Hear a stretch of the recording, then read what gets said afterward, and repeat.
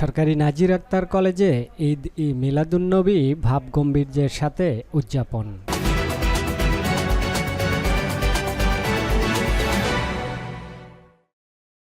সরকারি নাজির আক্তার কলেজে পবিত্র ঈদ-ই মিলাদুন্নবী উদযাপন উপলক্ষে আলোচনা সভা, দোয়া মাহফিল ও পুরস্কার বিতরণী অনুষ্ঠান মঙ্গলবার দুপুরে বিজ্ঞান ভবনের কনফারেন্স রুমে অনুষ্ঠিত হয়েছে।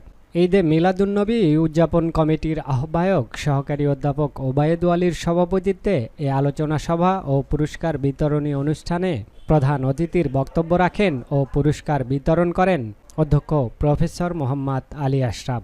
মুখ্য আলোচক হিসেবে বক্তব্য রাখেন উপাধ্যক্ষ আবু তালহা মোহাম্মদ মনিরুল ইসলাম। বিশেষ অতিথি হিসেবে বক্তব্য রাখেন শিক্ষক পরিষদের সম্পাদক সহযোগী অধ্যাপক এইচ.এম. শহীদুল ইসলাম, সহকারী অধ্যাপক মোহাম্মদ আব্দুল কাদের।